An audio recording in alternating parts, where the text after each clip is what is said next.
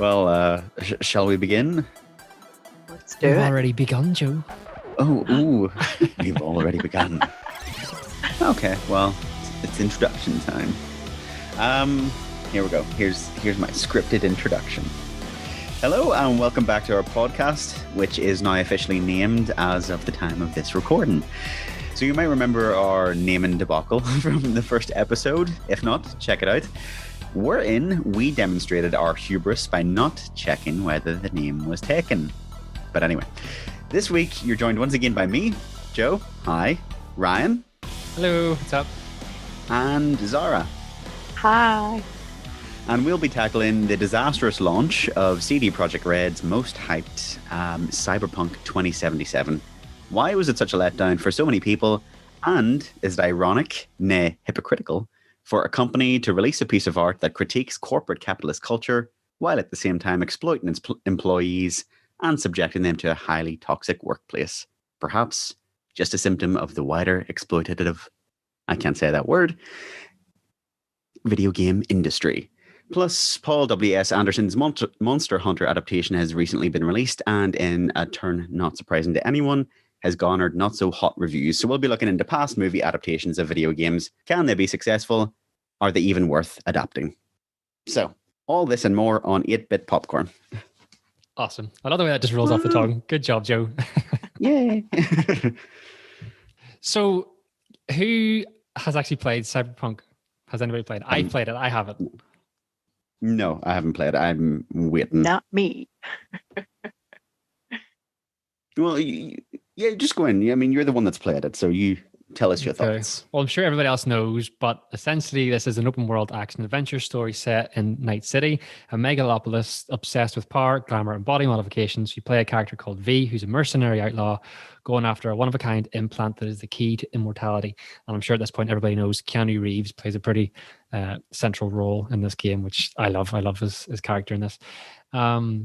Everybody knows, I think, at this point, the bad really, it's riddled with glitches and texture problems and, dialogue problems and crashes and everything. I get that, but I still find I'm playing it on PS4, the original, just last gen PlayStation 4. So if anybody should be having real problems, it's me, because it was really built for next gen and PC. But I still love this game.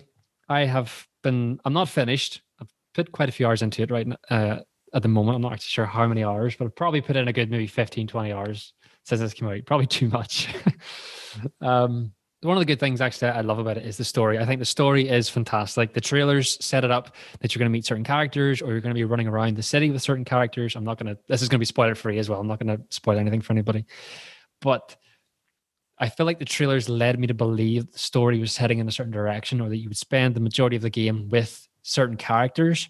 And within the kind of first few hours of the game, that was all abolished, and I really loved how they did that. I love just having my expectations subverted like that. The use of the settings, the character design, and the kind of the use of the kind of facial animation, the music and everything. It really makes me feel for characters. The moments that they want you to feel and emote, I think they hit that spot on. Because playing it for the first few hours, wasn't 100% sure if it was the game for me. I do love sci-fi, but within the first few hours, they just totally had me hooked. And I love the aesthetic of the city, because I've been looking for a game much like Mass Effect for a long time now, and I kind of felt like that bridged the gap a little bit. Music-wise, I think it's exactly what you want to hear from this type of world. I feel like they were very inspired by the likes of Blade Runner. If you've watched Blade Runner, you'll probably get the general idea of the types of music and tones and sounds that you would hear. I would imagine they drew a lot of inspiration from that, because for me, it felt like it could have been a Blade Runner adaptation. Combat-wise, I think it's brilliant. In terms of gunplay and gun customization, fantastic.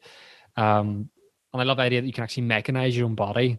So you can apply cyberware upgrades to where you have, like big mantis blades coming out of your forearms, or you can have stronger legs for carrying extra capacity, or double jumping, or sprinting, and those types of things. And all that obviously comes at a cost, but I love the dynamic of having to kind of do missions, save up credits to be able to afford all these modifications.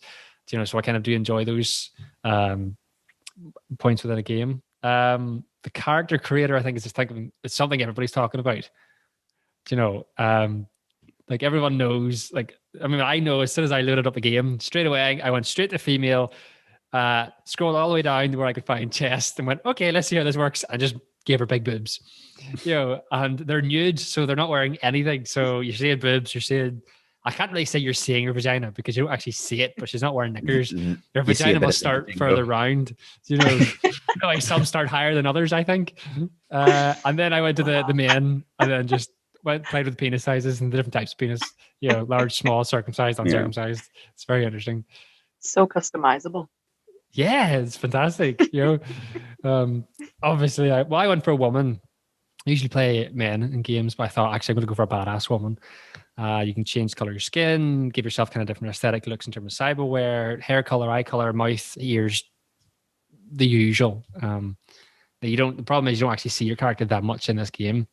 It's pretty much a first person game, and the cutscenes don't even really lend itself to where you're seeing yourself in a cutscene very, very occasionally. So even the cutscenes tend to play out in first person, which still works really well because then you get to see the environments and you can watch the motion capture and the facial animations and really pay attention to those details, which is really nice. I like that. What else? Side missions. I really enjoy the side missions. Anything I've been playing at the minute, it's been really, really fun. A lot of the side missions can actually become main missions and affect your end game. And they've actually said that you can complete the whole game, I think pretty much just by doing your side missions. You can get to a point where your side mission takes over the main story and that develops. And obviously it allows you to develop your character, develops your knowledge of the city and other characters. And, the side missions are really, really well scripted. The dialogue's brilliant. The acting's brilliant. So I think they're so far above and beyond your standard fetch quests or eavesdropping quests. A lot of games just shoehorn into their games these days. I find very little side missions were repetitive, which I really enjoyed. So it kept me engaged. And the dialogue, just in general, I love the dialogue. Dialogue is very well written, very well voice acted by pretty much everybody. I know a lot of people have actually been saying that they felt like Keanu Reeves was maybe actually one of the weaker voice actors in the game, which is odd because he is a brilliant actor. But yeah, a lot of people actually thought that he was one of the weaker. And I can actually see that there are times in the games where he's delivering his lines and they do feel like they fall very, very flat. Yeah, I mean, Keanu Reeves, he's not a voice actor. I do think acting and voice acting are like two different skills. And yeah, I've heard that he's either people love him or they hate him. I've heard actually both, that he's been brilliant in the game, but also he's been miscast because he plays Johnny Silverhand. I mean, it's not a spoiler. Like Johnny was like a violent anti-fascist kind of person, Pretty wasn't he? much Like a terrorist in the game, yeah. Yeah, pretty much like a cyber terrorist, like, and he is like really mean, and people say they don't really buy Keanu Reeves being mean because he's There just are got this- moments. There are Yeah. moments where his character. I mean, whether it's because of how I played it, there are moments where he does genuinely open up to me, and you kind of, Yeah. you just kind of see more of this kind of, I don't know, more of his emotion and the backstory. You think he's a terrorist, he's an asshole. It does unfold a little bit to the point where he's actually quite likable, and then you have to kind of at some points trust him with a couple of the things. I thought, I don't know if I trust you yet. So that is that dynamic of, I don't know if I want to give you this control in this situation because I don't know if I trust you. And, then when you do, in certain cases, he does help. In other cases, he doesn't. And I think he is a very good character. Yeah, I mean, the story and the acting and everything, that's what I've heard has been good about the game, Very good. which is kind of like really important parts of it. It's just the other things surrounding the game that, I've heard about. Obviously, I haven't played it myself, but I am following it closely because I do find it quite a fascinating story. Because this was meant to be like the Jesus of games that came out and like saved the industry. In many And ways, it people have is. been hyping this up. Yeah. Like, as I'm playing on the PlayStation 4, and I've had my fair share of crashes and bugs and texture problems and people T-posing and dialogue options not working. Like, I've had my fair share, but I think I've been quite fortunate because I haven't had enough bugs to the point where it would turn me away. But I understand why it probably should have been kept for next gen consoles and PC, because even playing it on last gen, I can see what they're trying to achieve with the open world, with all the assets and the character design and the world design. There's so much going on, and there's so many just finite details in the game, which a lot of people won't care about, but I can understand why it would have stress on the actual game itself and cause crashes and bugs and glitches. That being said, they have had 2 patches and they have fixed quite a lot in terms of its performance and its visual fidelity. Because when I first booted it up, I think it was running at about 720p. I thought that's really fucking bad. But Muddy. like a couple of setting changes seem to resolve that. Was it like turning off the grain and the chromatic aberration? Yes. That helped a lot. And then I think their second patch, they turned those settings back on. But whether or not they've fixed the resolution or what, I don't know. But it's a much clearer picture. And there are moments now where I do stop genuinely and I think like this is a really, really pretty game. Yeah, driving's not that great in it. If I'm going to say things that are bad about it, driving's not that great. It's okay. It's not a driving game. It's not a driving simulator, so I get that. But you've probably seen those glitch videos. Yeah, it's happened to me. Watched many compilation glitch videos today. That's basically what I spend most of my day doing today. It was great. I mean, it's happened to me where I've called like a motorcycle in my car, and it just comes like just crashing in down the street and exploding and bouncing off of everything, and you're like, well, that's my bag. Fuck, thank you very much. Or a lot of vehicles, like they don't tend to register that you're a character standing in the middle of the road. The amount of times I'm standing in the middle of the road and a car it will run you down if you're standing in its way. I think they might have fixed that now, but the first few hours playing it, I just realized, I mean, much like real life, I thought, okay, you can't stand in the middle of the road, but at least in real life, generally they're going to stop for you. In this game, they could be driving at 5 miles per hour. I'm standing in front of them. They're coming at me from 100 yards away, and they still run me down. Yeah, like even in GTA, really they stop. So yeah, exactly. And that's 10 years old. Yeah, and that came out on PS3 and Xbox 360. So I wonder how they get that right in a game that's as old as that. But something 10 years later, end of the cycle for PlayStation, they still got things like that wrong. Is it because? Go ahead. Is it so the fact that development took so long, and then was it the fact that gaming and all of the technology had moved on since? Is that why there's been so many problems with its release? I don't know how that works. Like, I know they've been developing it for 10 years. They have been developing it for a long time. Yeah. And that's part of the problem. I think people are complaining because they're saying you took this long to develop a game that's this buggy, which is inexcusable.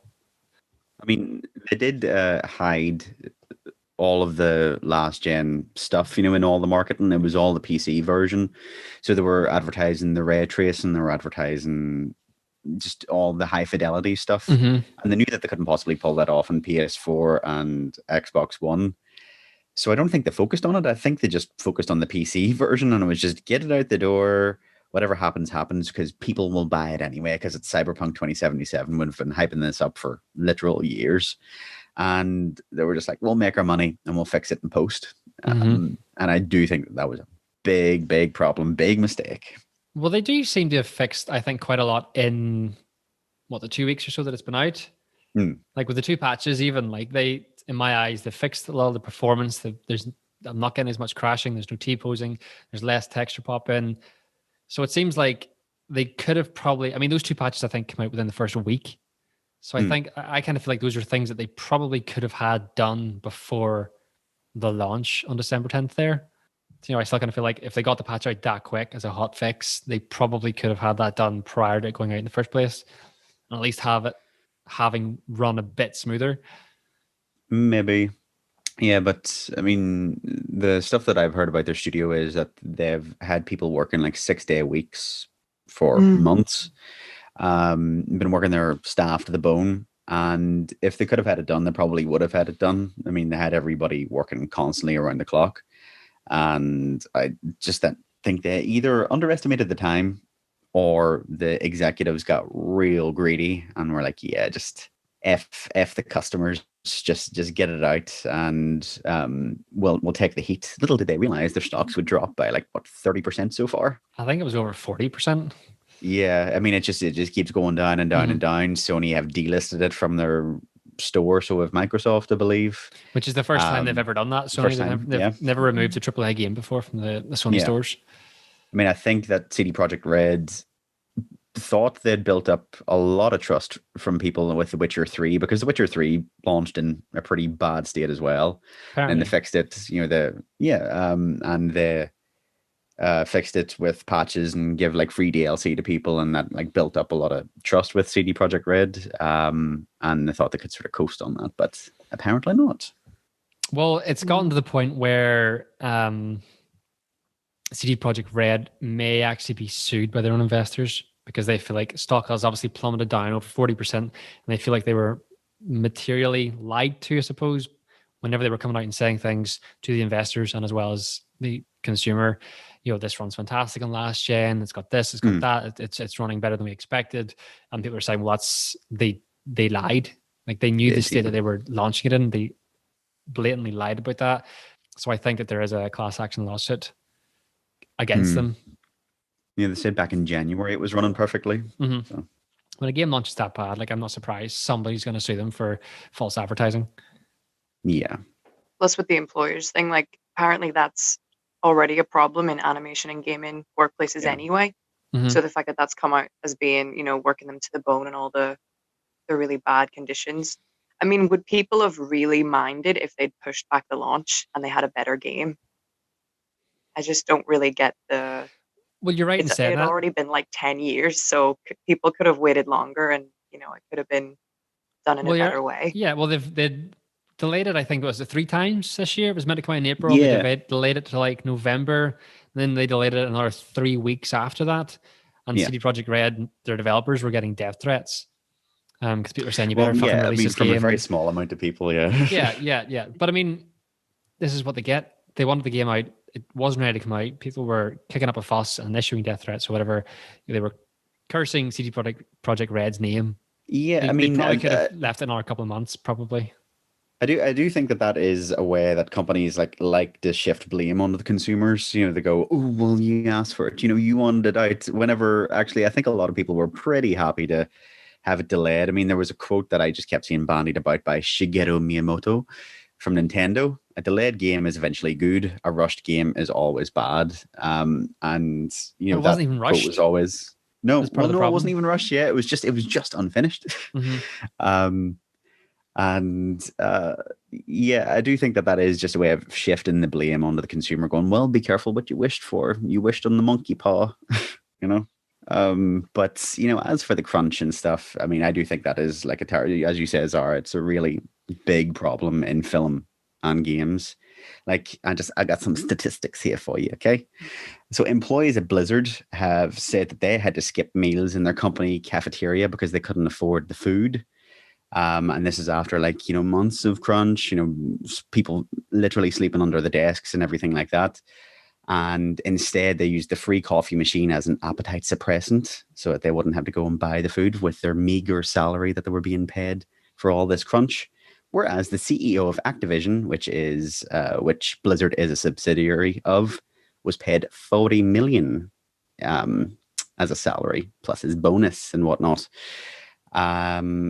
It really normalizes forced overtime for workers in the workplace, and they hold their jobs as hostage, basically. They might say, hey, you get perks like extra holidays, but how can they use those holidays whenever they're being forced to work on projects that need finished now? And if you don't work on it, well, you got no job to come back to. So, well, I think the higher ups has come out and basically said that they didn't care what it was going to cost, that it was important that they try to regain the trust and rebuild the reputation. That was the most important thing. It wasn't, haha, we have your money, go fuck yourselves, we'll fix it eventually. It was, we need to build back this trust, we need to fix this. So I can admire that approach. But even with its buggy launch and all this kind of bad publicity, it's still sold about 13 million since the 10th of December, which actually makes it one of the highest grossing launch games. Which I thought was really interesting. Witcher 3 sold 28 million, I think. So still quite a bit off that. I think they're still hoping to sell at least another 10 million. But I think they'll still, once they fix the game, I think people are going to, it's like you say, Joe, you're waiting for it to come out in next gen. My younger brother Jordan, his girlfriend, bought it for him for Christmas. So I know people are going to be playing this game still. And even with people getting refunds, like I'd say CD Projekt Red are still making a shit ton of money. But I definitely think the right move is to try and fix their reputation at this point. Yeah, I think they will do it. I mean, they did it with The Witcher 3. They did sort of fix the problems. But now they're going to have the reputation of every time they bring out a new game, it's going to have a shitty, buggy launch. Like a Bethesda game, yeah. Is it like a market employee? I mean, is that part of their plan? Well, they do say like create. Go on, get there. Sorry, to create like a hype around it and kind of everyone's talking about it. And is that a good thing or a bad thing? Like, well, all publicity is good. Yeah, that's right. Stop it, we're twins. I see you. I don't know. I mean, I think they could have went down a different route. Do you know? Like, I don't think they would have sent out a game that had that many glitches. Like, they could have had a perfect game, but just had it riddled with glitches of like, penises popping out in the middle of nowhere. Something like to that effect, I think would have done the same. That's the type of game I want to play. Yeah, I don't think it would have been as damaging. Joe's favorite. Flap penises. There was a tweet that I want to share. Somebody tweeted, it must be CD Projekt Red, and they said, "Will there be memes in the game?" Like, that was the question, and the reply was, "The whole game is going to be a meme." Yeah, but I don't think they realized in what way it would become a meme. So I thought that was funny. Just wanted to share. But it'll be forever memorable. Everybody will remember Cyberpunk 2077. Oh, they will. For good or bad. And I think when people get their hands on it, I think people will be really happy with it. Yeah, I mean, maybe. Yeah, it depends. But like you were kind of saying, Ryan, there you were like mentioning like really crazy fans and everything like that. Did anybody hear about the seizures? Yes. Yeah, I can understand why. So one game reviewer has photosensitive epilepsy. I can't remember which publication she works for, but she reported that she gave the game like a really good review, and she said she loved it, but just be wary that you might get a seizure if you have photosensitive epilepsy. And because she pointed out that flaw, people who were like stanning Cyberpunk 2077 started sending her videos to like induce seizures, just because she pointed out something in the game. And you're like, what are you doing? Why are you trying to defend this company that doesn't care about you by sending people into seizures? It's so dangerous. It's actually assault to do that. They could get sued and go to jail for doing that. Well, they have since fixed that. Because I noticed that. Yeah. I noticed that it's when you put on one of these kind of like brain dance headsets, and you have these two lights right in front of your face, and they flicker really bright, really fast, like unsequentially in your eyes. And I can understand why some people would be induced into like an epileptic fit. But they have since fixed that to like just a soft glow. Yeah. Wow. Oh, her game doesn't give you seizures anymore. That was a very quick fix. So it was. Yeah. They said that they put a warning in, but they put it in ironically because nobody reads the warning. And you're like, well, that's putting it in ironically, and that nobody's going to read the warning and they're going to get a seizure. So well done. May induce epileptic seizures, may also induce boners and horniness. Not that I've had a boner through the game, I'm just saying. Looking at all those penises and boobs. Yeah. So many boobs. Yeah, I've also heard that, as you're saying, there's loads of like boobs and penises in the game. I've been sort of reading a lot of articles about the representation of women in game, or even specifically the representation of trans people in the game. And there's like adverts where there's like one where it looks like somebody who presents as like a woman who has a feminine body, but has this big like boner or something in their I haven't seen that yet or something. Yet. No. There's pictures of it online. I was looking at this for research purposes. Okay, research desktop. and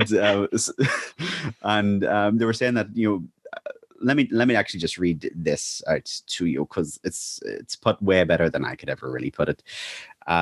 So it was Charlie Hall from Polygon was interviewing one of the artists from CD Projekt Red, and this is what the artist had to say. So bear with me. This is a quote.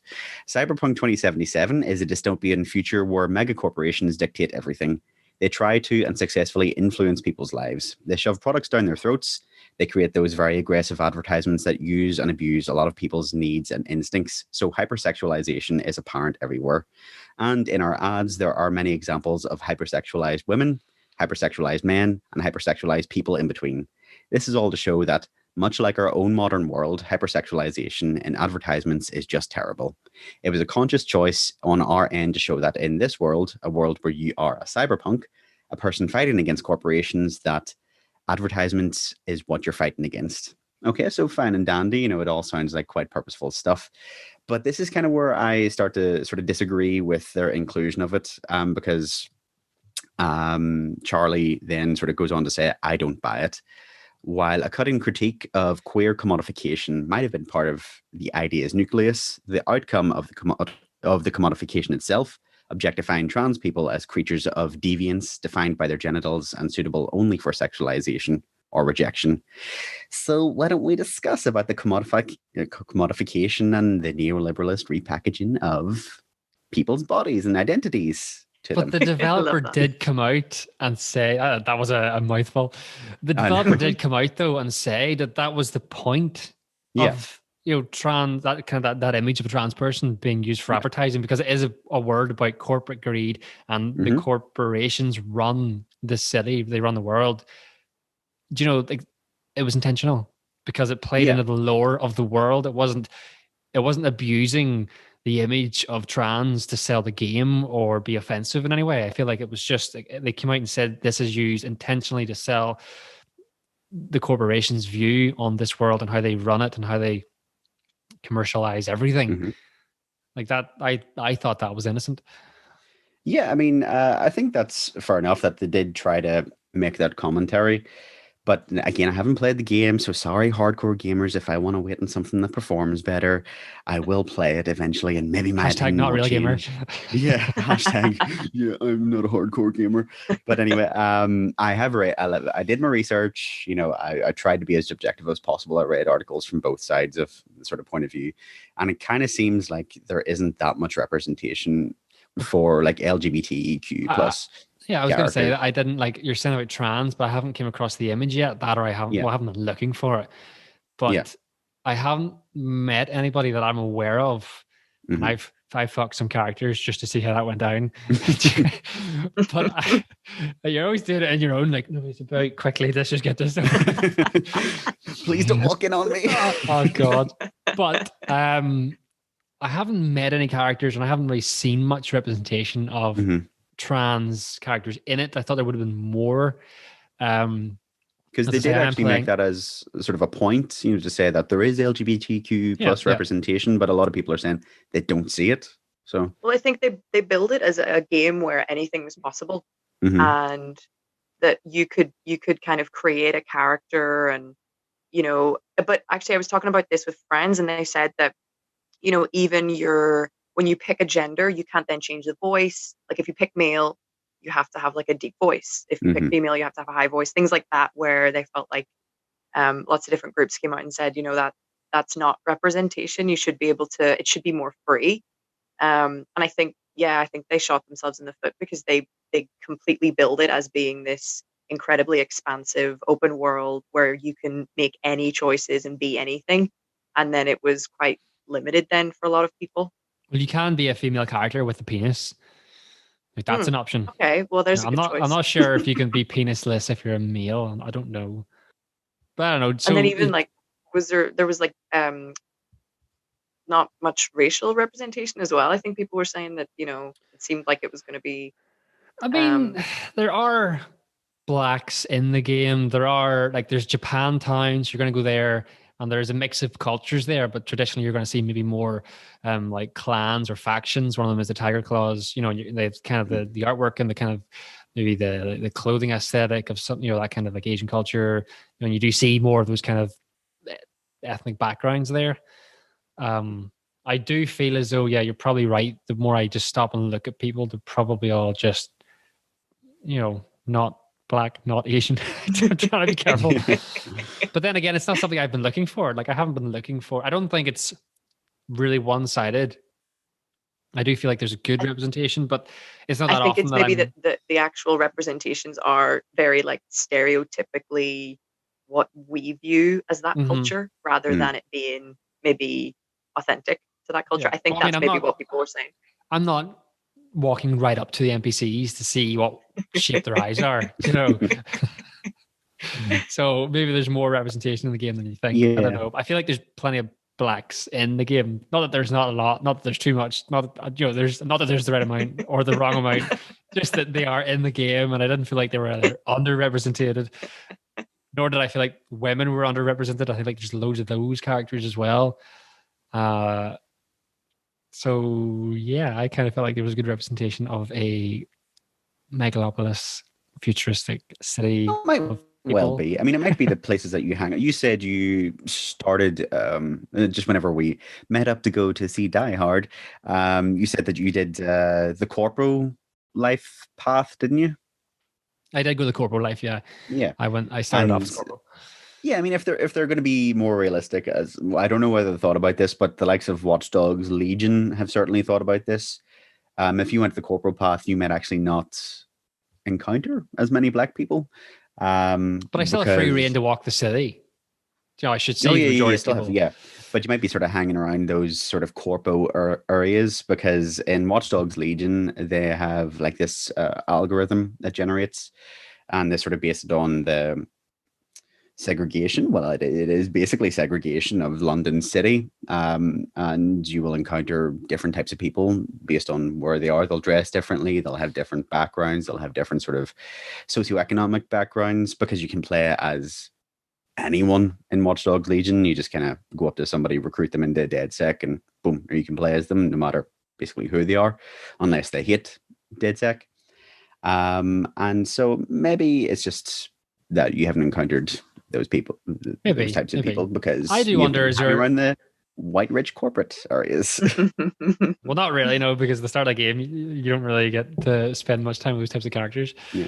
But I do wonder, whenever they're developing the game, like, is there a ratio like slider where they kind of slide it to more white than black, or more men than female? I do kind of wonder how they figure that out. Do they just make it even and say 50-50 across all boards, or do they go, they'll have it marginally more male than white, or I would imagine that's a discussion in games these days.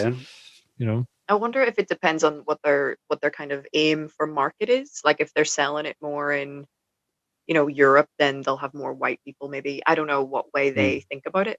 Well, they are a Polish developer, and Poland isn't great for equal rights among people. So, I don't feel as though there are areas in the game where I walk and there's just like black ghettos, and you're in areas that are going to be predominantly white or black, or I don't feel like there is that in the game. I feel like I could walk anywhere and there's just people inhabiting those areas regardless. I kind of feel like there was good representation, but then I'm not looking for equal representation in my games. I'm just enamored by the world and the story and the characters and my own personal development and relationship to my character. Like I'm not looking for equal representation. Maybe that makes me an asshole, but I didn't feel like it was lacking. I'm all about the story. So yeah, Ryan, as a cis white man, maybe you aren't looking for that representation because you see yourself represented in media all the time. Yeah. I don't understand what it's like to be underrepresented. That's represented. That's the problem. You also don't understand English. How does it feel, Zara? Yay, someone else is making mistakes with words. I can just edit that out. Don't worry. I leave yours in. I just leave yours in. Leave mine in and take yours out. So it sounds like you can talk properly and I can't. Yeah. Well, Zara, you had something you want to talk about? Bugs and our top 3 faves, maybe. What about that? Do we have like faves? Because I watched maybe 10 videos today. 10 videos. Like a top 5. Okay, well, give us your top 5. I'm curious. Yeah. Okay, so my top 5 glitches from Cyberpunk 2077 are. So there was one where a guy was like, he was on a bike, but the bike disappeared. So he was just like like in a position to be on a bike, but he was just kind of floating along, which looked pretty cool. Repeated actions, so people taking out guns just over and over again, and they just do that for like 20 minutes. So like being in a car, but you're like halfway through the car, so your body kind of disappears and you're like standing above the car. That was quite cool. Characters disappearing after being shot. So there was one where a guy was in a lift, and every time he was shot, he disappeared, which was quite cool. I mean, if that was part of the game, that would be pretty mega. It kind of reminded me of, in The Sims, when sometimes if you, depending on what view you were on, if you walked like up to a table, you would be like you would go through the table. Do you remember that? Oh yeah, yeah, yeah. Mm-hmm, mm-hmm. Yeah, I don't know. It just reminded me of Sims. Through. But yeah, those were my fave glitches. I saw one. I like AI glitches. So whenever you were saying somebody disappeared, there was one where somebody shot a bullet at like a sign, and people started running away, and then they like brought the camera up just to look at the sky, and then when they came back down, the whole crowd had just disappeared. The street was like empty. Oh yes, I've so seen it's that. this weird glitch about the AI like disappeared and reappear, and like police appear like instantly whenever you commit a crime and stuff like that. So I like that type of stuff. I picked one that I thought was funny, and then one that's just happened to me. The one I thought was really funny was I seen a glitch where they had glitched out of their sex scene. So they could just walk around the room and just watch this person grinding and everything against, like, fully nude. It was a woman, and she's just grinding against nobody and just popping in and out of different positions and just grinding and moaning. And I was like, right, okay, that's interesting. Different perspective. For me, I'll always remember the first time I thought, oh, there's a shower in my room, or in my apartment. So I went, jumped in the shower. You can't really see anything because you're just kind of looking at the wall. And then I just thought, oh, okay, I had a shower. That was interesting. Lasted all of 35 seconds. Walked out of the room, walked out of the apartment, jumped on my motorcycle, jumped third person, bollock naked. Yeah.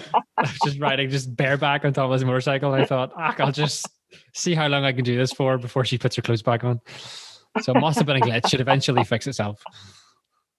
Nice. There's been a couple of times there's been cutscenes and you're looking down and you just see your own boobs. They jiggle when you walk. And hey, I've been there. Yeah. Boob physics. Yeah, it's just like, why do I keep losing my clothes? Patch must have fixed that. Damn shame. I mean, I can always just take my clothes off. I don't know what that says about me. I was just curious. Does this work? Do they move? They do move. Yeah. If I've learned one thing from anime, it's that boobs defy the laws of physics. Like, anybody ever seen like anime boobs? Yeah. Yeah. Like, I mean, whenever. Like, there's a show called. They are incredible. Like, in the literal term, always they are huge. Yeah, there's a called High School of the Dead, and it's like this zombie thing. Like, it's got a comedy, but it's kind of sexy as well. And like people shoot bullets, through people's boobs while they're jiggling. So the bullet goes like woo, and then the boobs just kind of woo, and so it's like this slow motion shot. It's you're like lifting the boob up and just it goes past. You did really well, Joe. I could see it as you described it. Hopefully you listening can see it as well. It's slow-mo boobs. Just look up High School of the Dead on YouTube and you'll see the boobs that I'm talking about. Just clear your search history afterwards. Or keep it there. See what happens. see what kind of Facebook adverts you get, because I get weird Facebook adverts after looking at stuff like that. I do it literally for research. I was gonna say, yes, obviously it's research based. I swear. So talked about everything we want to talk about with Cyberpunk. I think so. Yeah, I think so. Okie doke. So now our next topic is video game movie adaptations. As I said, Paul W.S. Anderson's Monster Hunter has come out with his usual casting of Mila Jovovich in the main role, who just so happens to be his wife. No nepotism going on there whatsoever. Does anybody have any favorites or least favorite video game movie adaptations or anything like that? I'm assuming nobody's seen Monster Hunter. No. Oh, okay. Well, wait, has anybody played the game? Yeah, I got it for the DS. It was the first time. No, well, the 3DS. Yeah, I mean, if you've ever played like any looter shooter, like Borderlands or something like that. Like Cyberpunk. Cyberpunk. It's sort of, that's the video game loop where you just sort of go out, hunt more difficult monsters, get their hides, get their scales and everything, like make armor, make weapons, so you can go hunt more powerful monsters. It's that kind of addictive video game loop. It's good. Nice. It's not like my favorite game, but I have to say I liked the trailer, but it was really interesting. Yeah. I mean, I love Mila Jovovich. Loved her in the Resident Evil franchise. Do you know what I mean? I would go and see it merely for her, because I haven't seen her in much lately, and I'm quite curious to see. I mean, she was always a badass in movies, and I do love that. Unfortunately, Rotten Tomatoes is, the critics have given it a 48%, and the audience score is given it 66. So it doesn't really say much. With one critic saying Monster Hunter is mostly a mindless blur of action, held together by the slenderest threads of dialogue and plot, and exactly what many viewers will be looking for. I mean, this movie's come out within 2 years, was it, of the game? Is that right? Monster Hunter's been around for ages. But there was one that came out recently. Oh, there's one that came out recently, but it's been around since the PS2. Oh, okay. Well, then I'm full of shit. I didn't know that. Ignore me. There's been loads. It's really, really popular in Japan. So. Okay, cool. Not so popular here, but. So, what makes a good game adaptation? We don't know, because there hasn't been one. Well, I looked at box office. I mean, a lot of so did video game adaptations. So did I. A lot of I mean, they never get good critical or commercial responses. Let's just be honest. But I looked at so Warcraft. Haven't seen it. The top, but 439 mil. Hi. Yeah, and then Sonic recently 320 mil. I mean, Sonic is like, we talked about that in one of our other episodes with the whole like audience asking for changes to be made, and then the studio responding and making those changes, and then it being a really successful film. And they're also, I think they're bringing out a second one maybe next year or the year after. Yeah, probably. But yeah, and then Detective Rampage. Pikachu. Yeah, Rampage and Detective Pikachu, they seem to do really well. Around 430 mil each. So yeah, I didn't see either. But again, there's going to be another Detective Pikachu film, so must have done well. I didn't actually watch the movie. It's something that I do when I get around to watching. But I don't think it really, like, I'm not sure what the story was necessarily, whether it was necessarily a very Pokemon story or whether it's just a world inhabited by Pokemon. So you can't even argue that it's a direct adaptation. It's just using the material.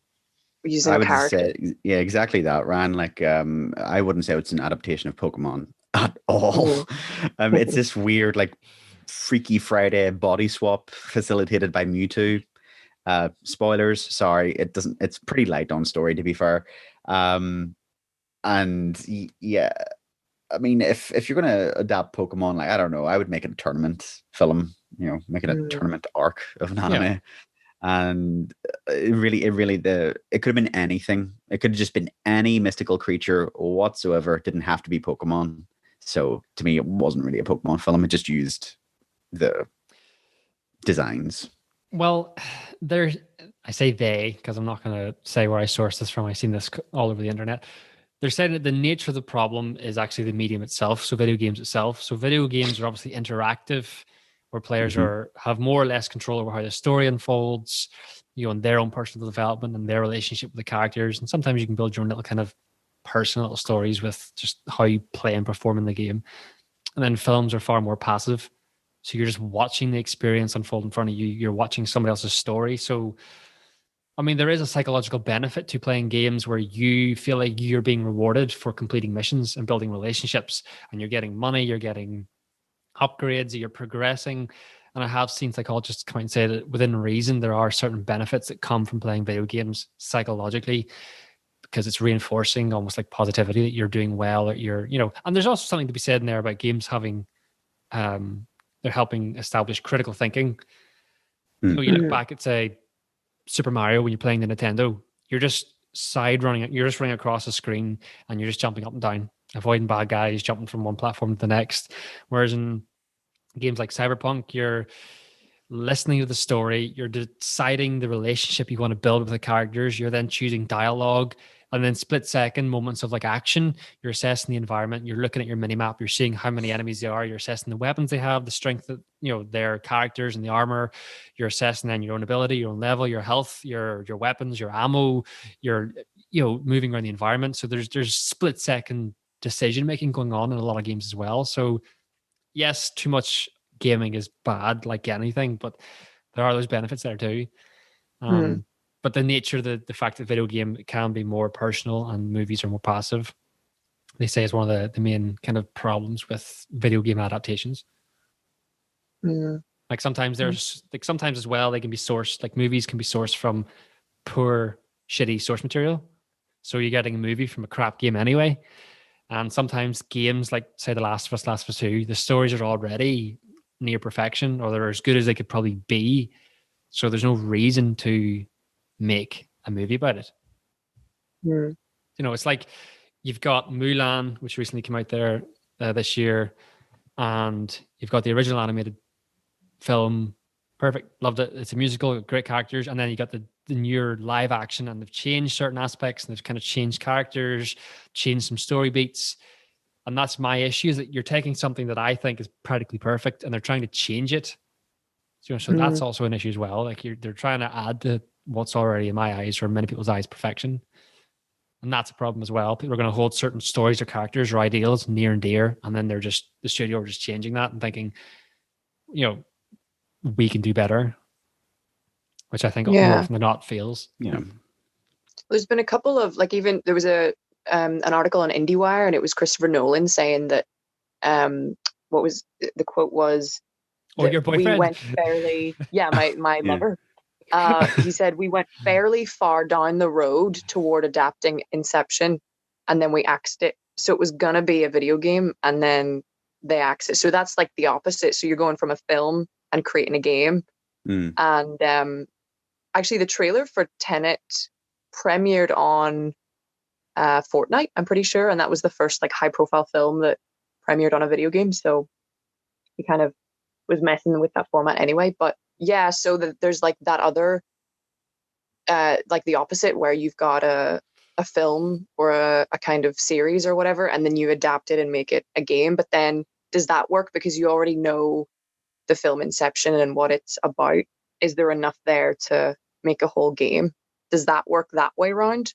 Well, yeah, there was a whole thing in the for all throughout the 2000s where they were trying to adapt movies into games.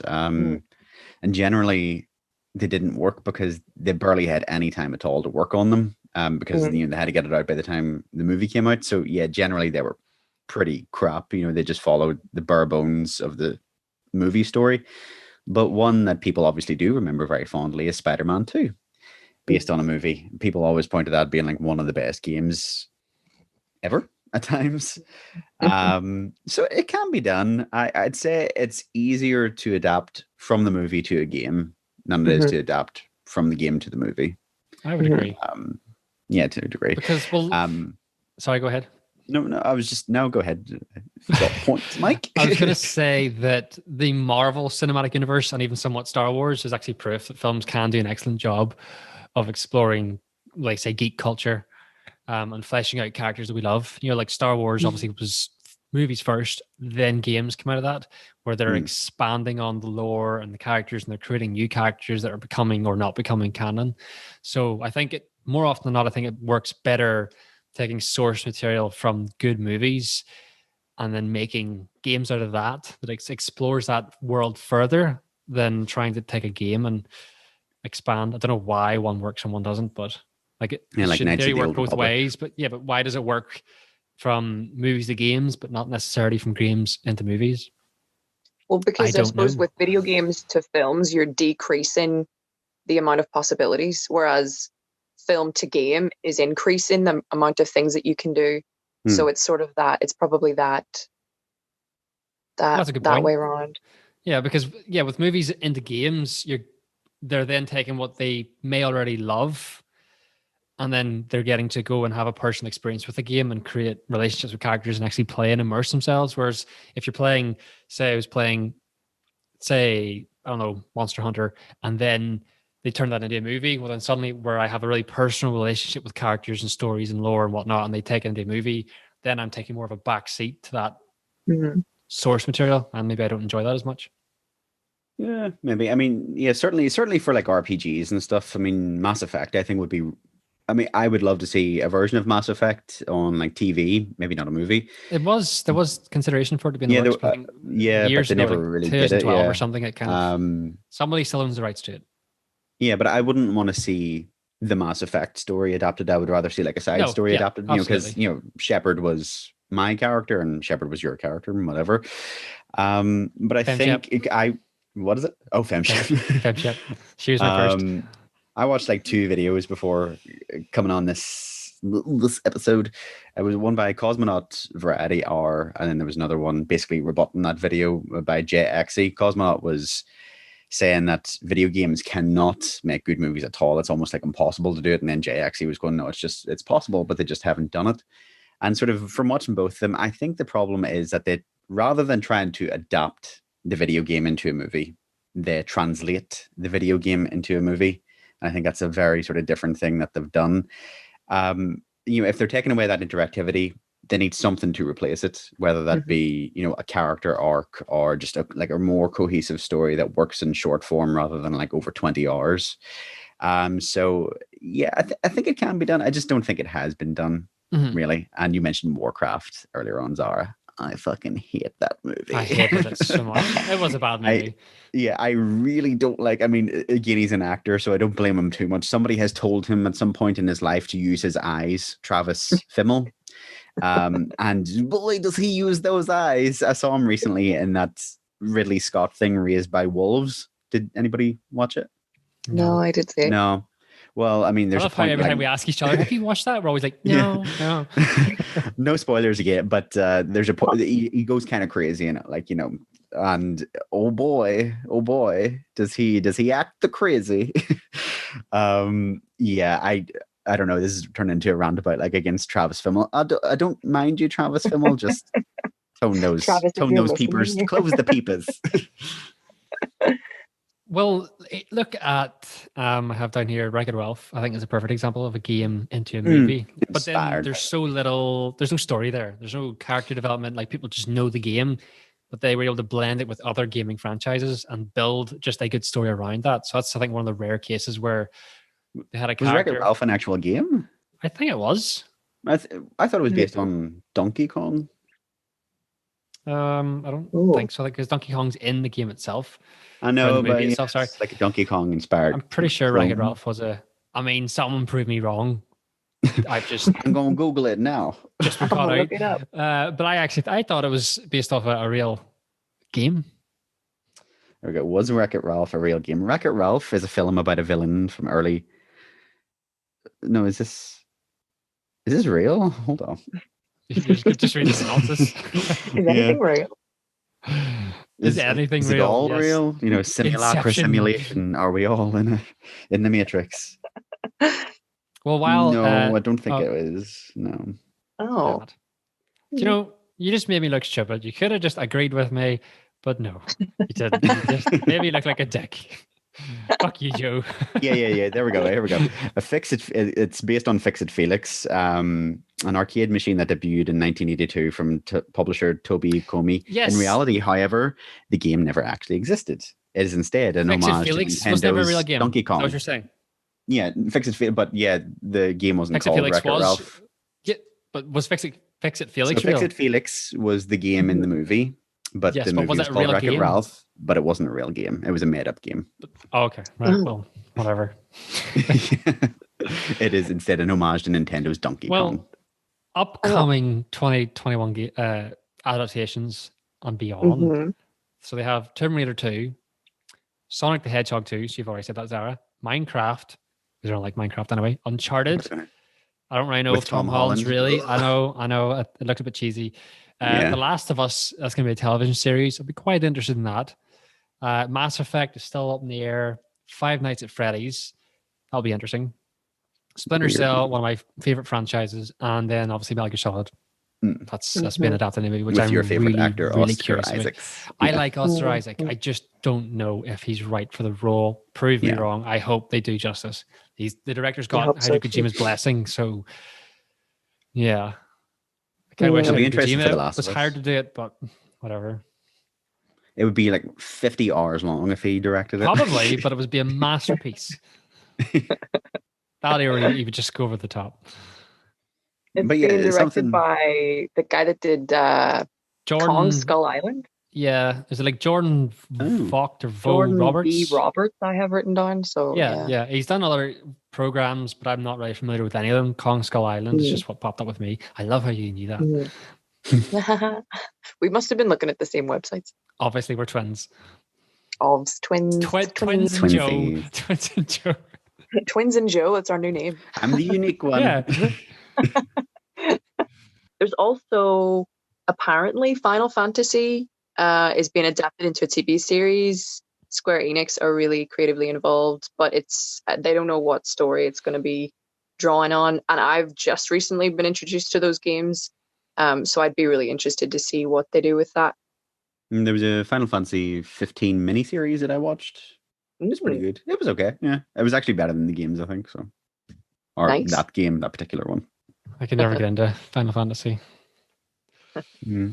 Although I know it's owned by IO Interactive, I think now, but Square Enix did used to own RPG Hitman. And there's been 2 adaptations of that, both awful. So maybe they'll have a better luck with Final Fantasy. Let's hope so. I just love stealth games. I just love being a sneaky bastard. Stealth games are cool. That's just me in life. We snake. Yeah, we snake in the grass. We solid snake. Both literally and figuratively. Yeah. Has anybody seen any video game movie that they would think is even slightly acceptable? I really like Lara Croft with Angelina Jolie. I think that's the best one. She pretty sexy. I know. I don't I think it's still grossed pretty high, to be fair. But I mean, I seen the most recent Lara Croft with what's her face about a year or so ago, and I actually quite liked it. It was surprisingly good. I was surprised. I was genuinely surprised how much I liked it. Yeah, the most recent one that was the girl that was the robot in Ex Machina, wasn't it? Yeah. Her name escaped me. Yeah. I can't remember. It's some Eastern European name or something. It is, isn't it? Yeah, Tomb Raider ones with Lara Croft with Angelina Jolie. There was the right tone. It was irreverent. It was silly. Had Daniel Craig in it coming out of the shower, so you got a sexy man and a sexy lady. So appealing to the boys and the girls and all the in-betweens. Yeah, but I don't know, the only one that I saw that I would even slightly say is good is probably Silent Hill. It was okay. It was fine. Although I really didn't like that they had Pyramid Head in it, because Pyramid Head was specific to Silent Hill 2, where it was the representation of that guy's psychosexual violence against his wife and other people. Wow. So. It was. I think I quite like Mila Jovovich's role in Resident Evil. It got very stupid, very stretched out. They should have ended it 2-3 movies ago, but I still love the franchise. I really enjoyed it.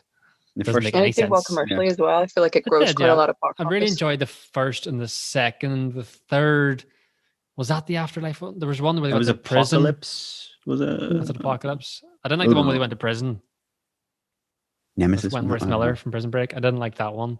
And then there was this weird one where they ended up at the White House. The last shot was them on the roof of the White House, surrounded for 100 miles by zombies and flying beasts, and it's yous are not. There's no way yous can fucking survive that. No chance in hell. Yous are dead. And the next movie just starts with them having got away from it, and I was like, you bastards! They didn't even try to justify it. I was annoyed at that. But yeah, I still love the franchise. Not the games. I do love the movie. Oh really? I like the games. They're fun. I love the most recent games. Biohazard, and I'm looking forward to The Village, the next one. I love those kind of renditions where they're doing first person and taking a different approach to it. The most recent one I played was the remake of Resident Evil 2, and I thought that was class. Still scary. Really enjoyed it. I played Biohazard with my scary. friend in VR. When the dad's chasing you around, oh, that is so scary. You're just creeping around the house, and he comes just through with a hammer, and it's terrifying. I tried a horror game on the Oculus. It was like a really crappy one. It was like Dread Halls, and I couldn't handle it. I was like, terrifying because you're hearing everything, and you're just looking around, and you're like. Where it's like torchlight, and when you move, like you can only see what the torch is on, kind of thing. Basically, yeah, kind of like that, yeah. Biohazard. I played the demo of that one on the PS4, and it scared the crap out of me. Mm-hmm. I wasn't playing it in VR. Standing in their kitchen or having to walk down their corridor or standing in the living room. You're just like, I'm fucking scared. I want to move. Yeah. We played for a couple of hours, and that was it. Couldn't do it. Had to turn it off. I would have to play with somebody else in the room. I would have to do it. I couldn't do it on my own. No chance. I played that horror like VR game in broad daylight, and I was still like, oh no. It's so immersive. Like, even though the graphics are poo-poo, but the Biohazard graphics are pretty good though. So I'm waiting for the day where someone marries film and VR together to the point where, to say you're taking the perspective of a character that's just on rails, so you're just seeing what they're seeing and they're moving independent of what you're doing. But I love the idea of somebody developing a story where you're kind of following the main character and you're always at their side as someone maybe they're trying to protect or as like a sidekick or something, but you're kind of witnessing the story unfold. You're running through bullets and gunfire, you're jumping out of a helicopter that's exploding, just you're watching emotional moments between characters develop. I would love to see that. I don't know how you do that, but I'd love to see a movie that plays out like that. I think VR would be brilliant for like immersive theater. If you had like a live show, like promenade theater where like the actors are interacting with the audience. I love that kind of thing. That'd be so cool. If it was like even like form theater, where you could sort of have input into what they did next, so it is like interactive, both, you're there, but you also have input into what they do. It's almost like an interactive theater game. Yeah. That's my next business venture. Who wants to join me? Do you know what the scariest thing I think is when people, I know it's out there. I have the PSVR, so I don't, it's actually at my friends, so that's how I don't do it. But you do get VR porn. I think you're playing a real risky game if you're sitting doing that. Joe, like, could you imagine? Because your headphones in. Do you know what? This podcast has turned sexy. Like what? But those so many suits, genitals in this the haptic suits.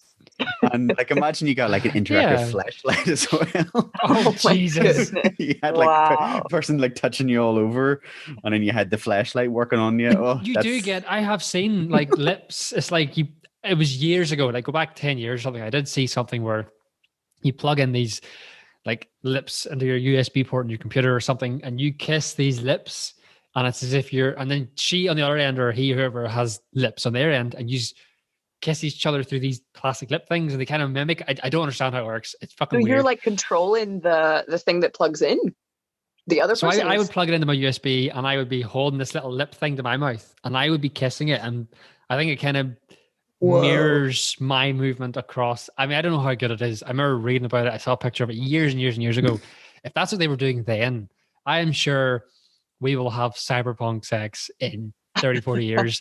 You'll have VR, you'll have haptic feedback, you'll be sitting in a room with a flashlight attached to you, doing its own thing. Like, I will not be surprised. Yeah, I feel like any the developers idea was like developed for long distance couples, and now it's just like, well, that's what it was developed for. That's what the lips thing was developed for. Yeah. I was going to say, if any developers out there want to send us a sample, we'd be happy to review it for the podcast. We don't Joe will be happy to review it for science. Research purposes. I'll take give an turns objective review if you want to send me it. We'll just share it. Wash it after. I don't wash it. Sloppy seconds. What? Wow. So back to like immersive events. No, I was going to actually say have you guys heard about Secret Cinema? It's a thing that happens in London, and they basically yes. They like create the world of a film. So they did Star Wars, and you could go into the cantina and you could yeah, it sounds really like I'd love that. That'd be really cool. Love to go to something like that. Which is why I love about Disney. their rides, their queues, and they are creating a Star Wars hotel, but they immerse you in the content, which I love. I'd love to do the Star Wars hotel. I think it'll be fantastic. I think it's like a 2-3 day maximum experience. You can't have any more time than that in the hotel. And the one ride I really loved at Disney was the Avatar ride. That was really cool. Did you go on that one? Than that? Oh yeah. Oh no, but like that was my favorite ride. That was okay. I think one of my favorite rides was the Mummy. Oh, the Mummy was that was universal. I love the Mummy. It's class. But yeah, I mean, Avatar was so cool. It was the first time I'd ever tried anything like close to VR, and you have the thing, you know, the big wing dragon things that they have in Avatar. You have like that beneath you, it breathes, and they blow water and air in your face, and you've got a giant screen in front of you, so it actually does kind of feel like you're flying as it tips over and whatnot. I think they blow wind as well, the fans and the whole thing, like so you're just and you've got the music soaring around you. That was cool. Like that was actually like an emotional experience for me. I was like, oh my goodness. Soaring is as good as that nearly. Soaring. It's What's like that? the feeling of you get in a chair, you know, with a row of people, and you get suspended, you get maybe lift up like 50 foot into the air or something inside a studio. You have a massive screen, and I think it's from the perspective of you being on like a balloon. Oh, and it just transitions across different wonders and beautiful kind of landscapes across the world. And you actually feel like you're flying over it, and yet your feet are nearly touching the water or touching the mountaintop. And it's a fantastic experience as well. I completely forgot about that. Yeah, that was cool. I can't believe I forgot that. The screen in that room is bloody huge, enormous as well. Yeah. It's crazy setup. Yeah, it is. It is. So any more comments on adaptations? I think I'm good. I think I covered all my notes. Yeah. Same here. I think it was decent enough. Just to end that, Marshall McLuhan, a philosopher and media communication theorist, says that the medium is the message. And I do think that if we want a successful video game adaptation, they need to adapt it for the medium rather than just adapting the message. I just got flashbacks from my media undergrad degree. I remember that. Bringing back those memories. The days in class or the days out drinking and partying? Oh, the days in class. I had no days out drinking and partying. I don't know what you mean, right? Yeah, you're not that type of girl. Anything about that. No. I was sitting and studying, obviously. Mm-hmm. Yeah. Didn't turn up to class drunk or anything. It happens. It does happen. Yeah, so that does us for this week's episode of 8-Bit Popcorn. I hope you've enjoyed our discussions on Cyberpunk and representation and video game adaptations. You can edit that bit out, Ryan, hopefully. Of course I will. Absolutely. Of course you will. So yeah, if you enjoyed the episode, make sure to like or subscribe or follow or whatever your platform wants you to do to get that sweet engagement. And we will see you next time. So bye. You weren't entirely inclusive there. I don't think you should have said that they could unfollow as well and they could unsubscribe and you know block. if you like it, leave a like. If you hate us, then leave comments, and I will definitely change my personality to fit your opinion. Okay, do that. So you can mold me if you want comments. You are everything I want. Zara, I notice you're not saying anything here. All she does is laugh every time. I knew that Ryan would sort of convey my feelings, so I just thought I'll just like sit back and let him, tell you how great you are. Not nod, but laugh. Thank you. I don't know how that's going to come out in the end because your mic was in and out and all sorts. I don't know, so we'll see. Yeah, it just said that my internet connection was unstable. Let me do that one again if it's gonna come out poo-poo. Okay. So yeah, to be all inclusive, like, dislike. It's doing it again. It doesn't want you to say it. It doesn't like it. It's trying to sabotage you. Damn you, microphone. Yeah. It knows you're trying to be all inclusive. We'll get it. Next time. Damn you. Next time.